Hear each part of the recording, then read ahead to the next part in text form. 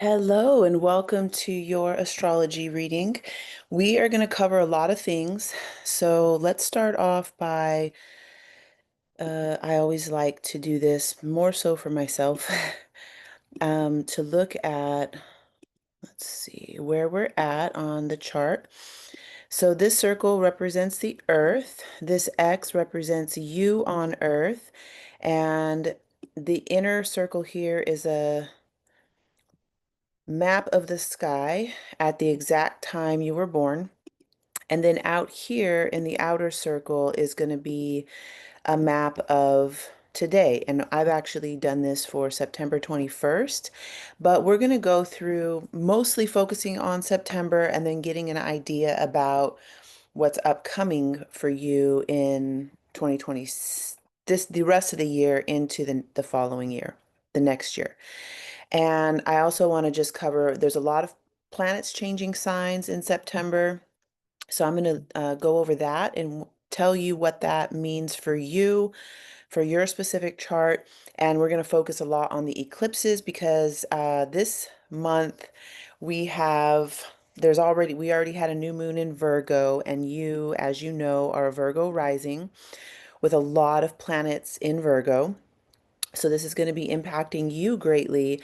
And then we've already had that new moon. We'll talk about that, how that impacts you. And then we're having a full moon that I've got my notes right here. The full moon is going to be September 7th, and that is at 50. I'm looking like I have this memorized because it's impacting my chart super personally as well as you super personally. So it's at 15 degrees. The full moon is going to be 15 degrees of Pisces, but it's going to impact your Mercury pretty exact because you have a 13-degree Mercury. We'll talk more about that.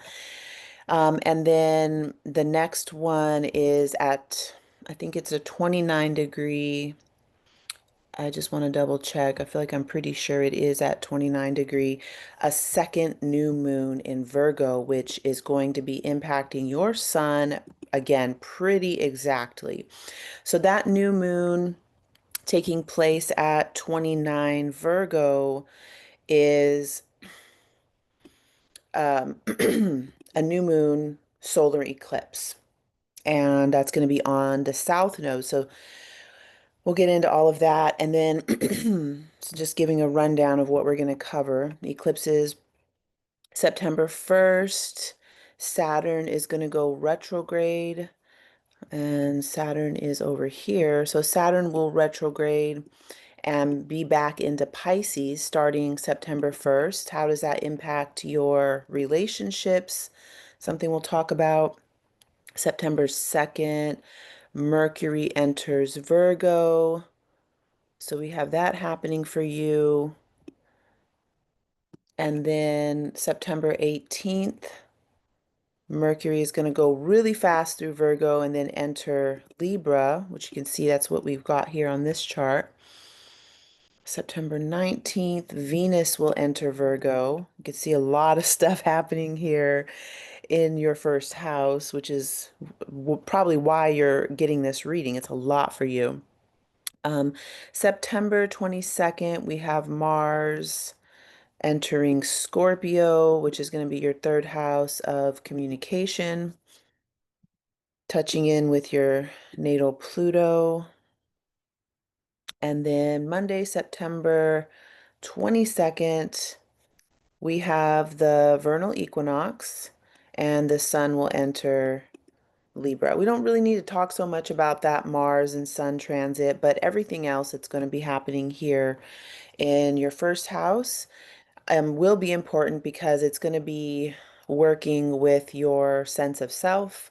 It's going to be working with your health can be impacted by that because anytime there's a lot of planets going through the first house, it can impact health, just more so on a psychological, in psychosomatic. It's like having a psychological situation come up, and then the soma, the tissue, will also respond to what's happening in our psychological experience, which is why one of the reasons astrology is so helpful to get us thinking about these things that like I'll be asking you questions and through asking those questions, hopefully you will listen for answers. However, you pray, meditate, ask God for guidance, then the answers will come to you in in a very unique way. So I'm not here so much to answer the questions, more so to help you define your questions so that you are exploring more of these aspects of yourself and trusting God more, trusting the process of life more. So let's start off by taking a moment to call in sacred space, get yourself gathered.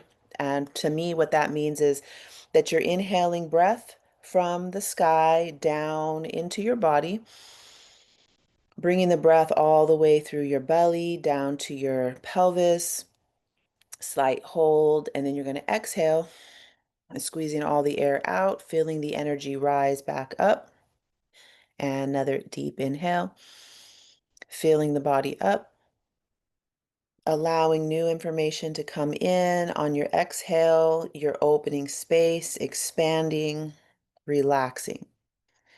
Now, let's start off by giving thanks for all the ways that this information has remained with us and been available to us. And then let's go ahead and get started. So we're going to start off by looking at these eclipses. The first eclipse, actually, let's go a little bit more strategic and we'll start with September 1st. Saturn going retrograde back into Pisces. Now, I mentioned this could be impacting your relationships. That's because Pisces, as you know, is your seventh house. Having these eclipses as a Virgo rising, the eclipse is happening. The North Node is in your seventh house. So this is saying that that you're having an influx of information, an influx of energy into your seventh house of relationships. Now, this could mean new people, new experiences. I mostly have been thinking about this in terms of new mindsets, new spiritual understandings, and then that impacting your relationships, meaning that you will be receiving new insights because Pisces is ethereal. It's not so material. And so the influx of things coming in could be more of the spiritual gifts, psychological insights, and changing the way that you relate. And so new people, yes, but more so new ways of relating that include God, that include your spirit, that include what is beyond this material realm. What is beyond this material realm? And how does that, the beyond the spiritual realm, beyond the material realm, how does that need to be a focal point in your relationships? Do we pray together? Do we meditate together? Does this person, am I able to lift their spirit as they lift my spirit? These things are primary coming up in the whole eclipse season. I don't know if you know this, but the eclipses there's going to be the last eclipse in 20, is it 2026? Um, so this is a long eclipse season in Virgo and Pisces. It started last year and it's going to be going on until 2026. It's super long because it's going to be out of sign eclipses, but still it's still going to be going through your first and seventh house. So your relationships are getting positively impacted in the sense of bringing more of abundance to that, more, not just abundance, but bringing more emphasis to your seventh house. So when Saturn retrogrades back through here, there has been a process going on since Saturn entered your seventh house, and that was March 7th, 2022, or 2023. So it was there 23, 24, and then we're having this retrograde because it's 2.5 years. So think back to, I want to say March 7th, 2023. But basically 2.5 years. So think back to what was going on back then when Saturn entered your seventh house. As Saturn has moved on into your eighth house, there's been some relief, some somewhat of a feeling of completion. But because this retrograde is just going to go back to, it's just the final degrees of Pisces. It's like finishing up for real. It's like putting the icing on the cake of whatever you have been learning about relationships for the last 2.5 years. And again, I'm going to just really emphasize the fact that your seventh house is asking for relationships that focus around spirituality, God, connection with more than just your partner. Your relationship axis has a lot to do with being in service to spirit through service, through doing some kind, like your love for each other being in service to the greater whole. So when Saturn comes back into Pisces, this is re-emphasized, and there could be something challenging coming up. That Saturn has that scythe.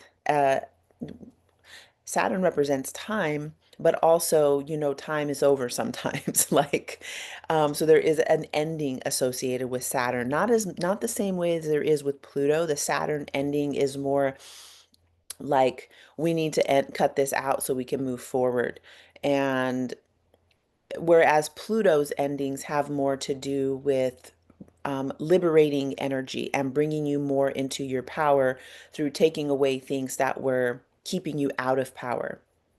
Whereas Saturn is more like, okay, let's go. We need to move on because Saturn is about the long-term building. So we can be self-indulgent sometimes as humans, self-indulgent into things that are not actually bringing us into our God-given talents and gifts. And Saturn will end anything that is.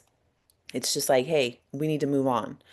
And so that you might feel a sense of something really ending. Again, with Pisces, it could be more of a psychological, spiritual, ethereal thing ending. It doesn't need to mean somebody is leaving or that the relationship is ending, more so that the content of what your relationship was built on, that content may be needing to end.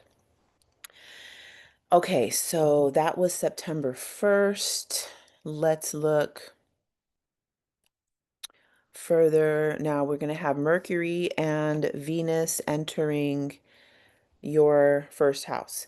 So as Venus and Virgo go through, Venus and Mercury go through Virgo, you are going to have them touching all of your personal planets as they're making their way through there. Venus brings blessings of love, beauty, our ability to see beauty. Venus also brings prosperity in the sense of resources, things that we needed. And it could be from a woman, it could be from a friend, a female friend, it can be from a male friend also, but Venus is usually gifts are going to come through a feminine way. And then Mercury bringing new insights, bringing new information. So this is a really good time for friendships, spending time with women, connecting with your own femininity, connecting with the ways that you're receiving information. Maybe it's a good time to be reading, praying, meditating more as Mercury is moving through your first house. Because your first house is, you've got the eclipses on the south node going through your first house. So what does that really mean? So the eclipses, when they're like this one is on September 21st at 29 degrees, solar eclipse, new moon, right on your natal sun. But it's with the south node. It's saying that there is a big removal of karmic patterning, conditioning, belief systems, inheritance. Inheritance means the things that you've inherited from your lineage, from your past. All of those things are up for cleaning out, detoxing. What are the excessive things that you're ready to, you might not be ready to let go of, but what are the excessive things that you need to let go of? If you notice that you have a thought that repeats multiple times, every time that you notice a repeating thought, this cycle would be a really good time to write that thought down. Now, think about this. Mercury is going through your first house during eclipse season. Your first house has to do with who you believe yourself to be, how you look, what is your ascending, what's your pathway to rising into mastery. This is the school that you came to study, the mystery school of Virgo, being in service to spirit through organization, through meticulously checking all the details. So you probably notice that you think a lot anyway, overthinking sometimes. What I want you to do, if you're up for it, is during this cycle, every time you have a repeating thought, write it down.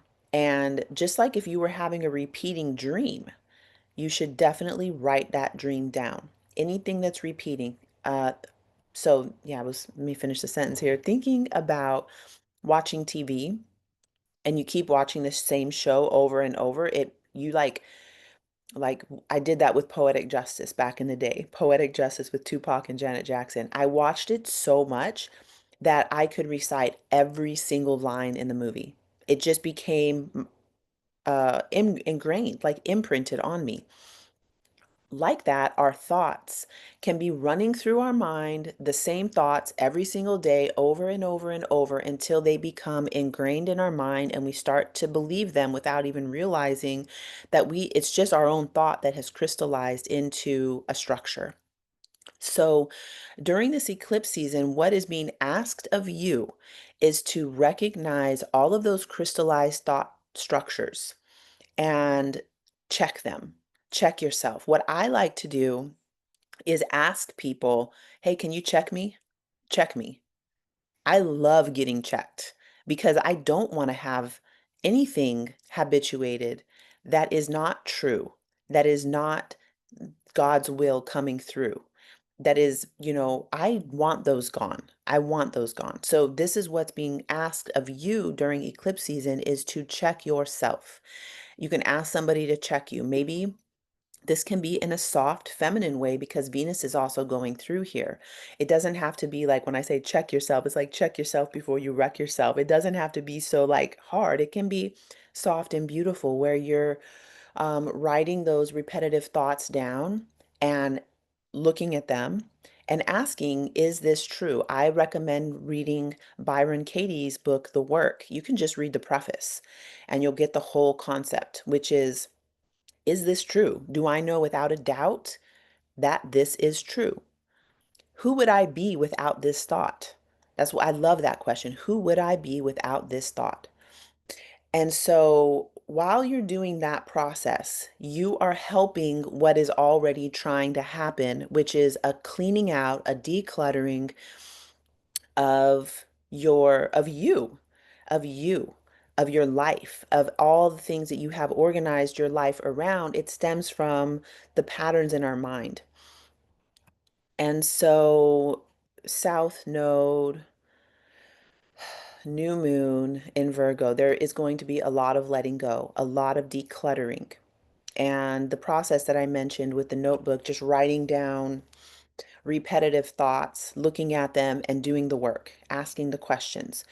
And some of those might actually need you to take action. Maybe it's a repetitive thought because you need to do something about it. So make that list too. It's like, okay, these are the things that I'm going to do maybe after eclipse season because eclipse season is more of a time to the jolting of recognition, the jolting of realizing yourself, self-recognition, being self-aware. It might not be the time so much to start taking action, but it's at your discretion. If you recognize something, you're like, I need to do this right now. You follow your intuition first and foremost. Always check in with yourself. Do whatever you do for guidance, praying, meditating, asking for support. from your whatever spiritual things that you're asking from. And now people can be helpful. And like you reached out to ask for a reading, that required you to ask somebody. So asking people can be helpful, but make sure that those people always turn you back to yourself, turn you back toward God or your inner guidance, your intuition, and rather than telling you what you need to do. Because especially during this eclipse season in Pisces and Virgo, the big ask is that you go more toward, North Node is showing us we need to go more toward the Piscean ways of knowing, which is not linear. It is very like defying the laws of physics. That's the way Pisces knows things, and that's what we really need to emphasize. Okay, so that 29-degree eclipse is going to be on your sun. The sun eclipse combination, you can Google this because I'm not trying to say this to be freaky or like to scare you, and I definitely don't want that. But um, a lot of times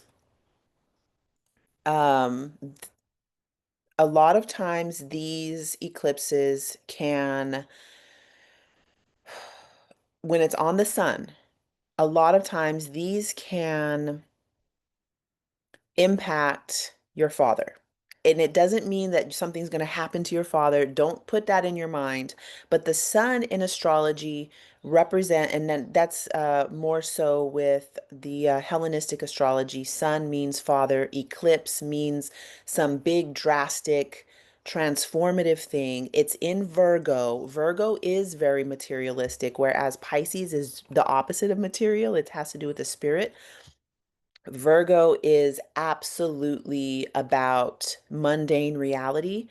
So it doesn't mean something's going to happen to your dad. It can mean that something with your father will be coming up in the sense of maybe with him, actually, dad, father figures, benefactors, people who are like father-like, who provide something that increases your vitality. Also, it can be things that you've inherited from your father figures, benefactors, people who've benefited you and feeding your vitality, like giving you the things that you need to shine. Those people, the things that those people have given you can be eclipsed in some sort of a way. And that's a big deal because it's almost exact. Your sun is at 28 degrees and 39 minutes, and the eclipse is happening at 29 degrees. It's very close. It's pretty much exact. So, the meditation for you is focusing on who has helped me be resourced and helped my vitality, and what is that for me? What is my, how do I generate energy and vitality? And how have the people who helped me do that, like what, in what ways can I relate with them during this season and give something back, even if it's just some attention, even if it's just some thoughts, giving back to those who've helped me shine. So definitely connect with your father if you are in connection or whatever's going on with you and your father, maybe doing something with that. If your father's alive, if he's not alive, you can still take some time to focus on that relationship and what that relationship has given you, even if it was negative things. See how those negative things have enhanced your vitality, and how that those negative things, if there were, could have actually been very like a blessing in disguise. Okay, so the sun moving into Libra, September 20. So right after we have this September 21st, very transformative, impactful for you, um, new moon. Right after that, we have the sun entering into your second house of Libra. So this, whatever processes that you're going on during, that you have going on during this eclipse, The very next day, the sun moves into your second house. You can take some of that energy and move it into how you resource yourself. So that is going to be a really good time. In my perspective, this is a really powerful time for whatever it is that what I'm seeing is your clothing, your the stuff that you make with Miss Lotus. Somehow getting that second house has to do with how you feel secure.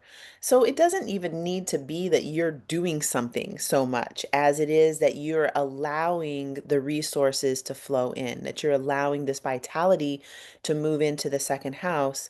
And you already have Venus there. Venus is in her home sign of Libra. You have a very blessed second house as it is. So for you, emphasizing beauty, luxury, good quality, something that will last and that will be a resource to others, that is the way you resource yourself. So that's let let's move off of this the month of September with the planets changing signs, and now let's go ahead and go to focusing on lunar eclipse on the North Node.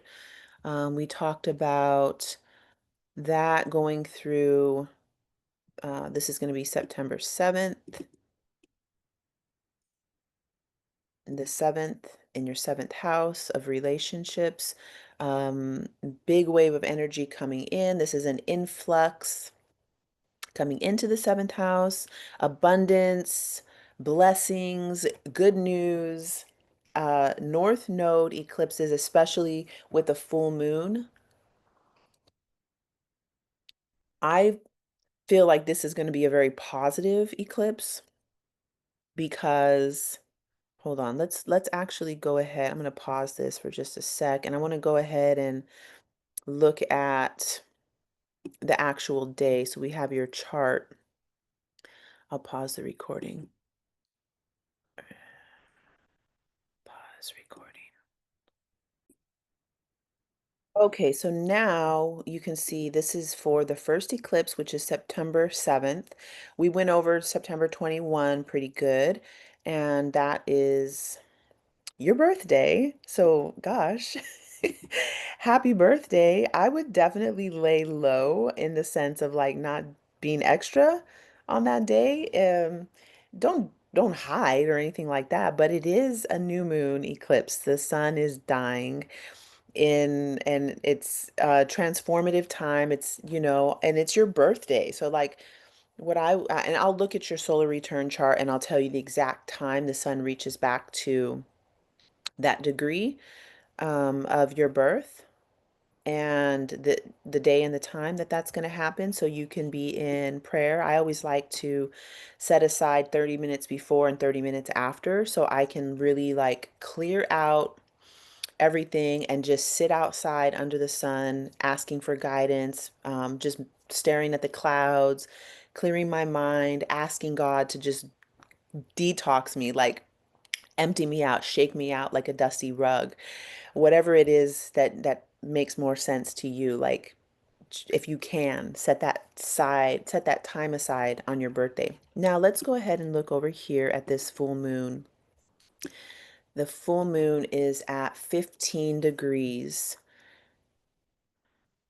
and the moon will be with the north node. So this is an influx of energy coming into your seventh house. Now, we did talk about, I hope I talked about this with the south node. Yeah, I did. I totally did. The south node, so that on your birthday, that eclipse is a cleaning out. It is a detox time. If you can, what I would do if this were my chart, I would probably a week before, I would do a juice cleanse. On my website, I think it's free. I think it's like if you sign up to my email list, you get instantly sent to you my detox protocol. And that was actually my thesis paper for my nutrition counseling. For my final project, what I did was went and made based off of Ayurveda. So you find out your dosha, your body constitution, and then what I did was I wrote up this whole thing. You could get it for free. which is showing you the gentle pathways to cleansing specific to your constitution. And I think that was all that was what my project was, and I guide people through detoxes like that. But I think on the paper, the PDF that you get is just the basic what everybody needs to do. That's right. It doesn't go into the specifics for your constitution. That's when you work with me. I will give you the specifics to your constitution, but on that free paper, it'll tell you gentle ways of detoxing every single day that can be, you can do it. You can like live a detox life where you're just waking up, cleansing the pathways of elimination every single day. So your level of vitality will be higher because you're always cleaning the pathways of elimination. And then it goes into more of a more aggressive cleanse. Aggressive means that you're going on whole foods for 7 days, like taking out all processed foods. And then for the next 3 days to 7 days, depending on your what you want, you go on a juice feast. So you're just juicing and drinking water. And and then it transitions you back onto solid food so you don't just jump back on. So why am I saying that? Because if this were my chart, the week before my birthday, I would start doing a cleansing process of my physical body. And then I would follow some sort of a protocol to detox and then transition back onto your regular diet afterwards. Sometimes after doing a cleanse or a detox, transitioning back onto your regular diet is not your regular diet because now after you've done the cleanse, you notice that your sugar cravings are less. The things that you were using as basically methods of numbing yourself, you don't crave them anymore because you go through this detox process that really eliminates a lot of candida and bacteria and parasites, which are actually what are giving you the craving signals. And so when you go to transition back on your regular diet, a lot of times those things that were bad for you don't make it back into your regular diet. And then you change your life basically when you change that really deeply ingrained pattern of what we're eating. Okay, so that was for your birthday. Now let's focus on September 7th. That is going to be a full moon going right through your relationship axis, right through your first and seventh house, and also impacting directly Mercury, which is your CPU, your central processing unit for the ways that you perceive the world, how you think, how you communicate what you're thinking. That full moon is going to light you up in your mental capacity. And that's, everything that I've mentioned about eclipses going through your first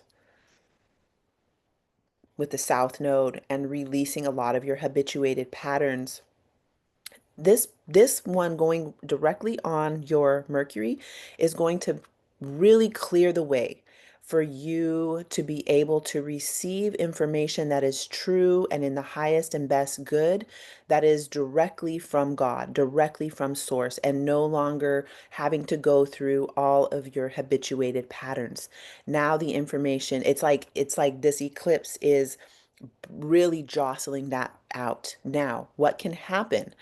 I don't know if you've heard about spiritual crisis. Sometimes people will say a Kundalini awakening, which will sometimes it can be too much too fast. We don't want that to happen. We don't want it to be too much too fast. So this process is really important that I mentioned to you about writing down the habituated thought patterns. I have another really cool thing that I offer people, and I think I have a little video about it where you take a long thread, like a wound up, what do you say, ball of yarn thread, and you just start tying knots. And every time you tie the knot, you repeat some of those patterns, the habituated thought patterns. Oh, I'm like this, or whatever it is. Um, I used to have the thought patterns of things that my mom told me that I would hear her saying, or I would hear her and my dad saying to each other.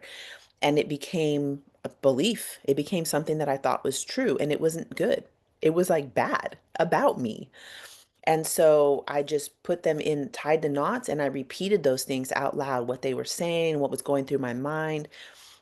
And then once you do that, and I mean, stay with it. set the ball aside and then go off, come back and do it again. And if you sit for an hour, it's like the top layer of things that you're thinking leads to a deeper layer, leads to a deeper layer, and you get to the root of it. While you're doing those knots, you get to the root of it. And at that moment, for me, I'd like cry. I'm like, oh my God, I didn't even know that that deeper thing was below the surface. There's like the surface thing, like, oh, for me, it was like, you're so dumb. You're so stupid. Oh, you're so stupid. Oh, you're so dumb. And it was something that my mom said to me, and I had it as a belief. And but when I got through going down deeper and deeper, there's a core belief down there that is even before my mom said the word. It was like deep, deep, deep. And I would have never known had I not done this knot process. But then, okay, so say you take a few days and do that knot process. At the end, you take the ball of yarn. Hopefully, you'd use something that isn't going to cause bad smoke. So maybe you're using hemp or something that's natural, not acrylic or anything nasty. And then you're going to burn it. And that is such a powerful process for like watching it all go up in flames of like, this is not true. And letting those knots unravel themselves through being burnt up. And then now there is this huge feeling of freedom because you've gotten it out. You put it into the threads and then you let the threads burn in a loving way, going back into the universe as just pure, clean energy. So that is something that I would recommend for this eclipse that's going to be going over your natal Mercury. This is going to impact your relationships because I promise you that those thought patterns that you have in your mind are definitely playing a role in how you show up in your relationship. Now, this is for anybody who has Virgo Pisces as their relationship axis. So either Pisces rising or Virgo rising. Everybody who's got this as their first and seventh house is part of their relationships is going to be coming up during the eclipses that are going through Pisces and Virgo, specifically to the relationship. So whatever work that you do, like these things that I've mentioned to you today, will positively impact your relationship, but sometimes the work can negatively impact the relationship first. So what I recommend also is telling your partner, hey, I'm doing this work. And as you start noticing that you're feeling whatever kind of way you're feeling with you being Virgo rising and the South Node is cleaning out, detoxing, there might be some grief and some sadness. And you can let the person know, like, I love you so much, and this is not about you. And I'm going to apologize in advance if I'm not as available because I'm going through this thing and that I'm devoted and that I'm committed to coming out better and that we're not I'm not disconnecting from you. I'm doing this thing. And that can offer them an opportunity to be supportive, which can build your relationship. It doesn't have to break the relationship down. I've been emphasizing this for everybody with Pisces Virgo relationship axis, either Pisces rising or Virgo rising, because the South Node is going through Virgo. There can be some grief coming, some releases happening. And I want to emphasize this does not have to end your relationship, but the communication needs to be there so that your partner understands that you're going through this thing and allow them the opportunity to be available to support you. Okay, now let's see. We talked about that eclipse. It's going to be a full moon in your seventh house, but because the sun and the south node are going over your natal Mercury, there is that cleansing of the mind process happening and a big spotlight going into your mind. But the most impact is going to be on your relationships because the full moon is on the north node in your seventh house. So again, the North Node brings blessings, and this is an ongoing process for you. This is going to be a really full and electric energy surging time for your relationships. This can be business relationships. It's people you share resources with. It's not like relationship with your mom or your dad or your sister. More so, unless you share resources with them, because the seventh house is more specific to marriage, marriage and business partnerships. I always find that so weird that business partnerships in Hellenistic astrology is in the same house as a marriage. But in some ways, marriage is a duty, and it is, in a way, kind of like there is an agreement that you make. There is sort of a contract that you make, and you have to take that person into consideration in every single thing you do. So now, okay, so for your business partnerships, the same thing can be coming up. It's like an influx of energy with the moon. It can be emotional and it can be a lot. And it is positive, although like the same thing I was saying with the South Node, it can get worse before it gets better. And the new moon, full moons tend to bring a culmination of whatever has been below the surface. If you haven't been clear, if you haven't been forthright with information, your secrets will come out. The things you haven't said, the things you haven't been forthcoming with will come out. And that is 100% guaranteed all the time, but especially during eclipses, those things will come out in some sort of a way. You can't keep stuff secret. If you have a secret, it's you're with a secret, what that does basically is it's like you're keeping something in.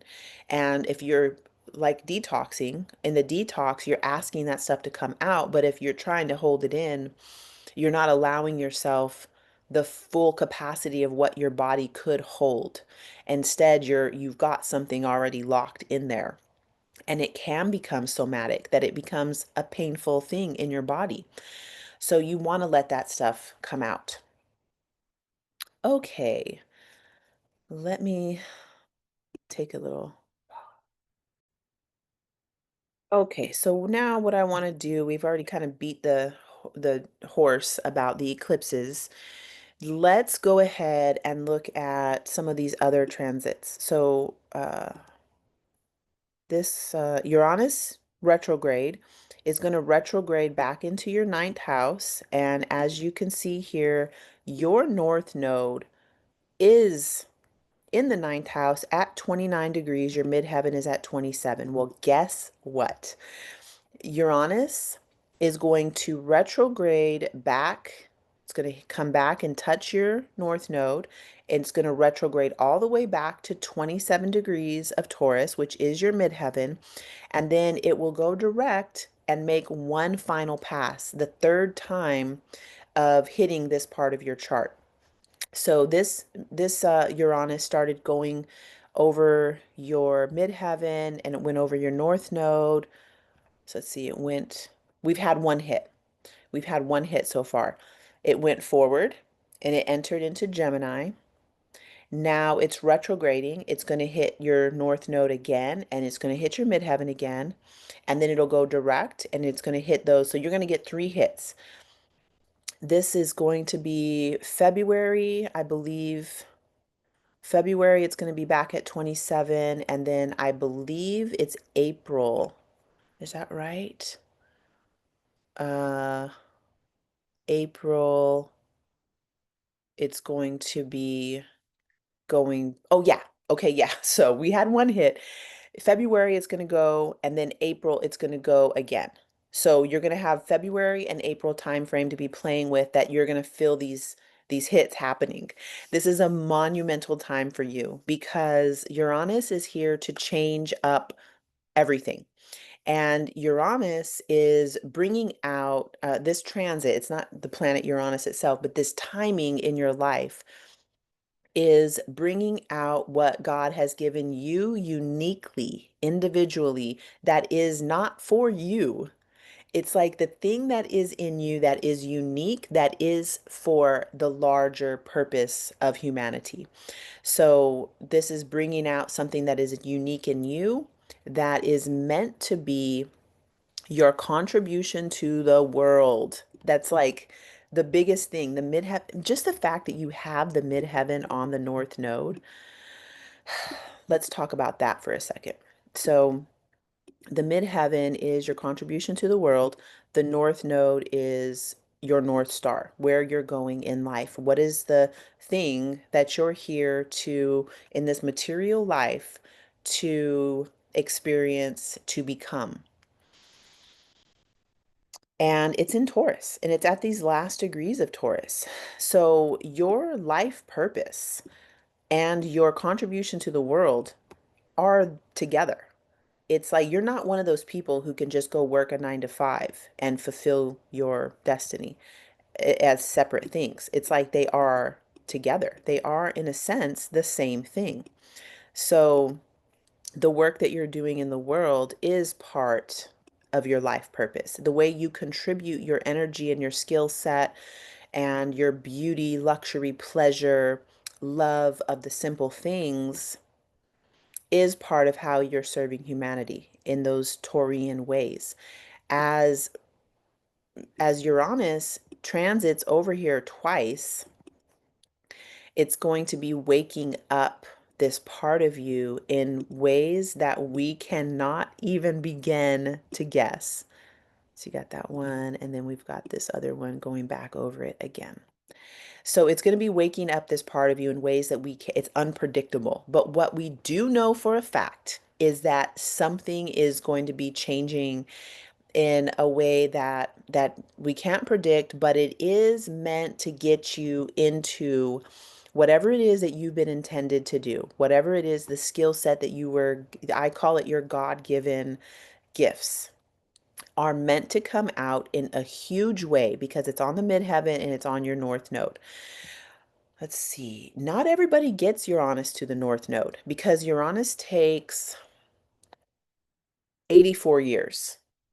So maybe everybody gets it if they live to 84, but not everybody is guaranteed to have Uranus transiting their north node in their lifetime.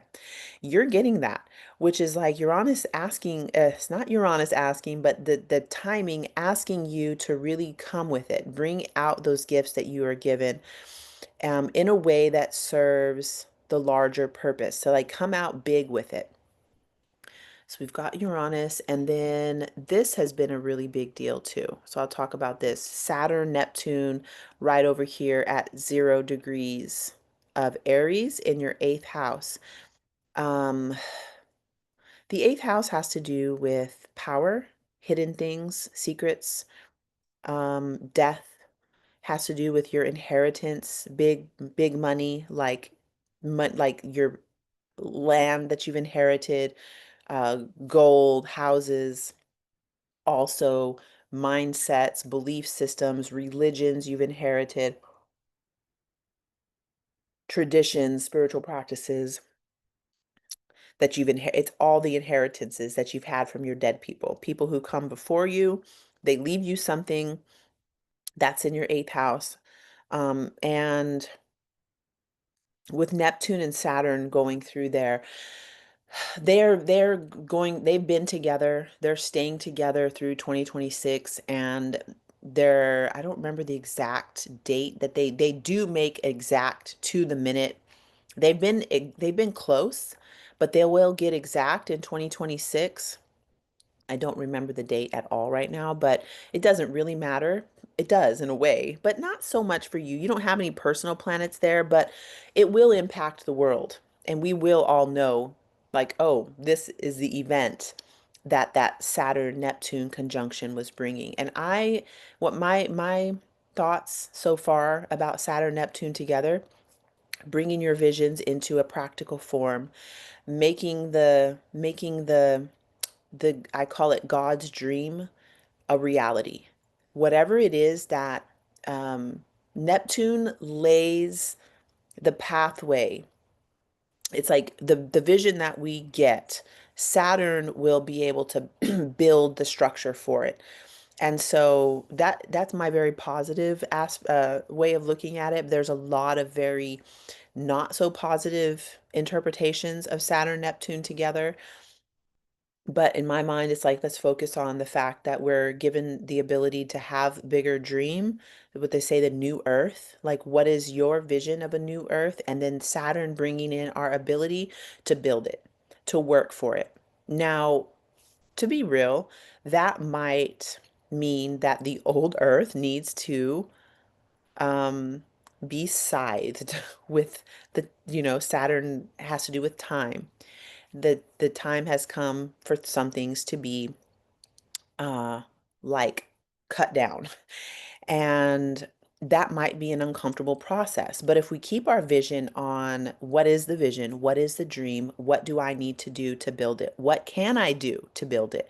What is my responsibility in this? Now, that happening in your eighth house could bring the emphasis on your properties that you own, family properties that you are entitled to, that your name is on the title. Um, Also, the inheritances that you've had, like I'm going to mention this one. In my family, there is an inheritance of alcohol abuse and drug abuse. And I've inherited that. And so what I started doing early on was get myself clean and make sure that I do not take that inheritance in that way, but make myself be a living example of how hard it was to get out of an inheritance that is not positive. And so like that, you can notice the inheritances that you have and do your due diligence to do the best that you can with what you're given. Do the best you can with what you are given. And so, not all the gifts are meant to just keep the gift that keeps giving. They're not all meant for that. Some of them are meant for you to transform them. Transformation is a key word for the eighth house. Okay, so last thing I'll mention here is Pluto, because Pluto is retrograde, never going back into Capricorn for the next 20 years. But just I like to mention that you did complete since 2008 Pluto going through your fifth house. Fifth house is your self-expression, your creativity. Yay, you have Jupiter there, which expands your creative self-expression. And Capricorn makes you very diligent and responsible and step by step and making sure that all the right things are done for the long-term goals. Yay for all of that. Since 2008 up until last year, that may have been a challenge. Pluto puts the pressure on for you to really become and have death to everything that is not your highest and best. So it could have been challenging to your creativity. Now that Pluto has moved into your sixth house, that is forever finished. Pluto is no longer bringing death and destruction to your creative self-expression, but now you've birthed the fresh and new.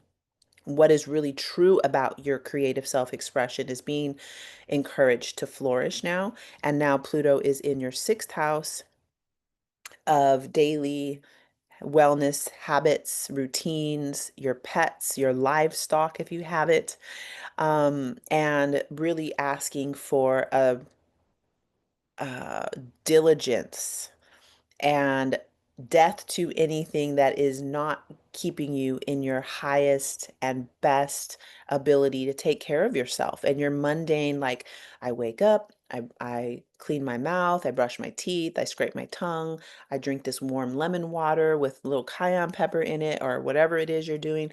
I do my breathing exercises, my meditation, I take a quick run or jog or do my yoga, stretching or whatever. And then I get busy with my art. I'm doing my creative projects, I'm getting my work done. And so it's all about these daily routines. And I think the reason livestock is in there is because I'm at my boyfriend's now and he's got chickens and we've got three dogs between us. And so I do my morning. I have Pluto in my sixth house natally. So it's like a really serious thing for me. Um, first thing I do is take care of my cleanliness. And I mentioned that about the elimination pathways. So I make sure that those pathways are clear, take care of the livestock, 'cause we got the chickens. I got to feed them, water them, make sure everything's cool, get the eggs, bring them in. The dogs need their all their stuff that they need. And so I think livestock is part of the sixth house just because of how much they require our attention and routine. You can't do it at a different time every day. You really gotta be on point with that. So there you go. I hope this has been helpful for you.